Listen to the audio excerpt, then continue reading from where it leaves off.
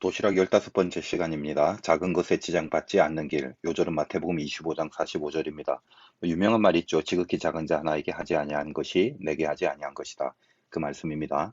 우리 지금 도시락에 세 가지 코드, 버리기, 지키기, 일하기 하고 있는데, 버리기 끝났습니다. 하나님의 은혜를 강조하는 코드고, 자, 이제 지키기 들어갑니다. 하나님의 의지, 성화를 강조합니다. 그 중에 이제 첫 번째로 작은 야고보를 다루겠습니다. 작은 야고보는 작은 것 지키기죠. 이 작은 야고보 다룰 때는 항상 이 부분이 중심 코드가 되는 것입니다. 뭐 성경에는 이름들이 많아요. 야고보도 많고 마리아도 많고 이제 골치 아픈데 기본적으로 세 명의 야고보가 있지 않습니까? 세베대의 아들 야고보, 요한의 형제. 우리 뭐 첫 순교자로 저번 시간에 다루었던 그 야고보가 있고 예수님 동생 야고보 있습니다. 야고보서의 저자이기도 하고 그 교회의 이제 지도자가 되죠, 나중에. 자, 근데 오늘의 주인공 알페오의 아들 야고보입니다. 이것을 우리는 작은 야고보다 이렇게 얘기를 하는 거죠. 자, 작은 야고보. 이제 문제는 뭐냐? 끝났어요. 작은 야고보는 작아요. 아무것도 없어요. 성경에 어디를 뒤져봐도 작은 야고보에 대한 정보는 하나도 나오지 않습니다. 그런데 중요한 건 명단에 빠지지가 않아요. 그것이 주는 아무것도 없는 그 무의 세계에서 주는 그 깊은 무게감, 그 말할 수 없는 그런 메시지가 있는데 하여간 제가 오늘 이렇게 적은 그 성경의 구절들이 여러분 찾기가 힘드니까 제가 이렇게 친절하게 찾아놨습니다. 사실 이게 중요한 것은 아닌데 우리가 작은 야고보를 시작하는 첫 시점이라서 어떤 정체성을 파악할 필요는 있습니다. 자, 12제자의 명단이 성경에 기록되어 있지 않습니까?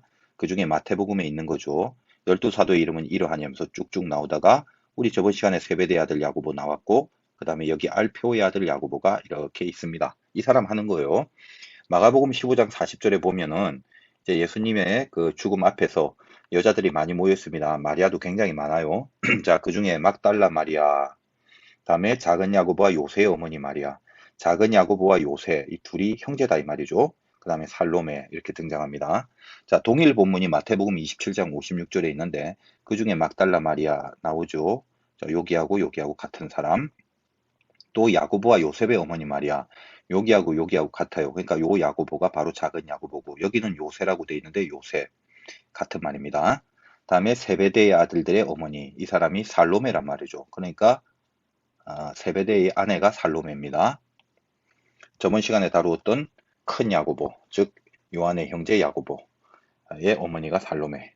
자, 그 다음에 좀 특이한 게 마가복음 2장 14절에 알페오의 아들 레위가 세관에 앉아 있는 것을 보시고 이 레위는 마태입니다. 그러므로 알페오의 아들이라고 그랬으니까 지금 족보가 어떻게 되는 것입니까? 알페오의 아들이 야고보인데 레위도 알페오의 아들이네요. 고로 알페오와 마리아가 결혼을 해서 작은 야고보 낳고 아까 위에 있던 요셉이라고도 하고 마태, 즉 레위, 다 형제입니다. 그 밖에 또 있는지 모르겠지만 요 두 명이서 12제자죠. 굉장히 중요한 메시지가 있는데 차차 다룹니다. 자, 그러면 성경 보면요. 작다고만 해놓고 다른 언급 전혀 없고 12제자 언급하는 명단에 늘 언급되고요. 왜 작은이란 표현을 했을까요? 뭐 키가 작을까, 나이가 작을까? 뭐 그 잘 안 보이는데 어떤 것이 작은지는 유추해 보건대 하여간 뭔가 영향력이 작거나 드러나지 않죠. 업적이 있지도 않고 실수가 있지도 않고 뭐가 있는지를 몰라요. 그러나 중요한 건 작아서 보이지 않지만 엄연히 제자더라. 작아서 보이지 않지만 분명히 제자더라. 그게 메시지입니다. 어, 원래 제가 이제 성경에 언급되지 않은 내용을 해석하거나 이러진 않지만 그 요세푸스라는 유명한 역사가가 있습니다. 그의 자료에 보면 그래도 그 요세푸스는 인정해 줄 만한 학자 아니겠습니까? 성경 배경에 대해서 상당히 많은 그 지식들을 요세푸스에 의해서 얻고 있는 게 사실인데 이렇게 표현했어요. 예수의 제자 중 가장 예수를 닮은 제자다. 작은 야고보를 보고 그는 말하기보다는 기도하는 제자다. 또 보이지 않는 곳에서 가장 열심히 주를 따르는 제자다. 극찬을 해놓은 거죠. 이 작은 야고보가 나중에 이제 시리아에서 전도하고 돌로 쳐도 쉽게 죽지 않는 바람에 톱으로 순교를 당했다고 전해집니다. 그래서 12제자 순교 그림 중에 톱 그림이 그려져 있으면 그거 다 작은 야고보입니다. 내세울 자료가 없어요. 업적과 공적 같은 게 뭐 밝혀진 것도 없고. 그러나 제자의 자리를 빠짐없이 굳건히 지켰다. 작다고 여겨서 그 길을 아예 포기하거나 눈도 안 돌리고 살아가려는 사람들이 있지 않습니까? 지금 내가 처해져 있는 것들 중에 작은 거라고 여겨지는 것들이 있는데 허구한 날 뭐 이거 갖고 뭐 하냐, 왜 이것뿐이냐, 뭐 이런다고 뭐가 되긴 하겠냐 등등 그래서 그 작은 것 갖고 어떤 길을 찾을 때 그 작다는 것에 대해서 늘 지장을 받고 있다는 것입니다. 뭐 이런 얘기 또 드리면 좀 안타깝지만 제가 해외 집회 나갔을 때 거기 한인교회 목사님께 들었던 이야기인데 한국의 유명한 부흥 강사가 그 나라 집회를 하는데 자기 유명세에 비해서 사람이 안 모였더래요. 그래서 둘째 날 집회 중에 배고파서 더 이상 못하겠다고 그냥 그만하자고 하면서 집회를 그만뒀다고 합니다.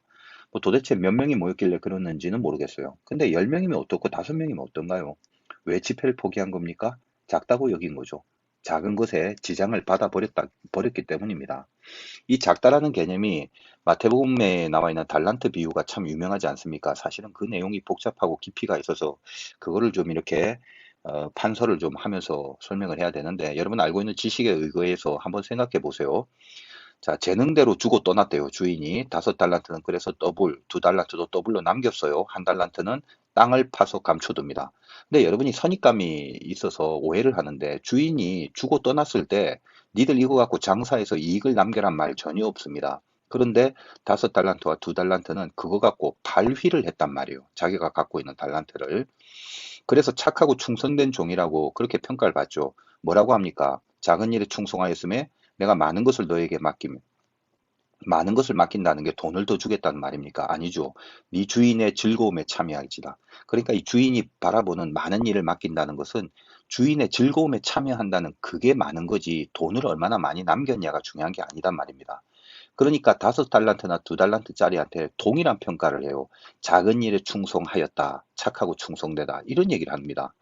근데 실은 뭐 이게 작은 일입니까? 여러분 한 달란트가 5억에서 7억 정도인데 5달란트, 2달란트가 결코 작은 일은 아니죠. 그러니까 이거는 돈의 분량으로 자꾸 큰 거를 말하는 게 아니단 말이죠. 근데 한 달란트짜리는 뭐라고 얘기합니까? 말이 많아요, 일단.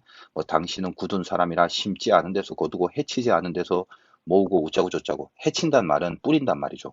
그러니까 이 한 달란트짜리는 주인을 완전히 악덕 기업주로 보고 주인이 바라고 있는 거는 어떻게든 돈을 많이 남겨서 많은 분량의 이문을 갖고 오는 것을 바랬던 주인으로 알고 있었다는 것입니다. 그래서 또 뭐라 그러죠? 내가 두려워하여 땅에 감추었답니다. 그런데 진짜 악덕 기업주인 그 근성을 두려워했다면 어떻게 해서든지 간에 그 이익을 남겨서 갖다 주려고 생각을 해야지 어떻게 그걸 땅에 감춰버립니까? 논리가 안 맞는 거죠. 그래서 그 논리를 정확하게 주인이 지적합니다. 네가 정말로 날 그렇게 알았다면 사채놀이를 해서라도 돈을 벌어 갖고 와야지 그걸 왜 땅에 묻었느냐 이런 악하고 게으른 종아 뭐 이렇게 이야기를 합니다. 그러면서 연결돼서 있는 자는 받아서 풍족하고 없는 자는 있는 것까지 빼앗긴다라는 유명한 말씀을 남기죠. 근데 더 중요한 건 뭐냐? 이 달란트 사건 다음에 나오는 비유 속에 지극히 작은 자에게 한 것이 내게 한 것이다라는 오늘 마태복음 25장 45절의 요절이 나온다는 겁니다. 알고 있는 얘기죠. 자, 의인들한테 내가 줄일 때 너희가 먹을 걸 먹었고 목마를 때 마시게 나그네 될 때 영접할 거 기타 등등 그랬더니 우리가 언제 그랬어요? 안 했어요. 뭐라고 하십니까? 주님이. 지극히 작은 자 하나에게 한 것이 내게 한 것이다. 그렇게 얘기하죠. 그리고 왼편에 있는 사람들한테는 저주를 받아라. 니들은 벗었을 때 뭐 안 입혔고 뭐 줄일 때 안 줬고 아니 우리가 언제 주님한테 그랬습니까? 그러니까 지극히 작은 자 하나에게 하지 아니한 것이 곧 내게 하지 아니한 거다. 이렇게 또 이야기를 하시지 않습니까? 그러니까 여러분 인생 살다 보면 나에게도 소자라는 게 있어요. 그러니까 그 소자라는 게 작은 거예요. 사람일 수도 있고, 일일 수도 있고, 상황일 수도 있고, 직분일 수도 있고, 어쨌든지 간에 작다고 여기는 그것을 시시하게 여기는 바로 그 부분에서 주인의 즐거움에 참여할 수 없는 거죠.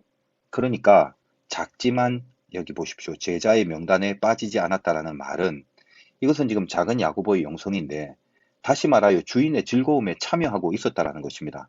작은 것을 지키는 것, 그것을 영광으로, 그걸 영성으로 여긴 거죠. 이 달란트 비유는 결국은 소자의 개념과 연결되면서 결론이 주인의 즐거움에 참여하는 믿음에 대한 이야기를 하는 것입니다. 우리가 한번 좀 생각을 해볼게요. 한 달란트짜리 있지 않습니까? 한 달란트. 문제가 뭐예요? 작은 것에 지장받은 사람인데 비교의식이 있었겠죠. 쟤는 2달란트, 쟤는 5달란트인데 나는 작다 이겁니다. 그러니까 자기 거 갖고는 이거는 별로 가치가 없다. 이렇게 생각을 했다라고 봐야 되겠죠. 그러나 사실은 어떻습니까? 이 한 달란트짜리는 돈의 많고 적음을 갖고 따지는 게 중요한 게 아니었어요. 그의 멘트를 풀어본 즉 아까 말씀드렸지만 제일 핵심이 뭐냐? 주인을 몰랐어요. 주인이 누군지, 주인이 어떤 분인지, 언제 주인이 장사하라고 했습니까? 5달란트나 2달란트에게 많은 것을 맡길 테니 너는 돈을 더 벌어와라. 이렇게 한 적 없어요. 네 주인의 즐거움에 참여하라. 그 말을 했죠. 고로 여러분 작지만 제자의 명단에 빠지지 않았다는 이 야고보의 영성이 바로 이 한 달란트짜리의 죄성을 그걸 극복하고 한 달란트짜리의 죄로 안 갔다라는 것을 말하는 거거든요. 왜 이 한 달란트짜리는 자기가 받은 달란트의 가치를 몰랐을까요? 돈의 문제가 아니었습니다. 상황과 환경의 문제가 아니었습니다. 여러분 가치는요, 요게 핵심입니다. 언제 생기냐면 주인을 통해서 생깁니다.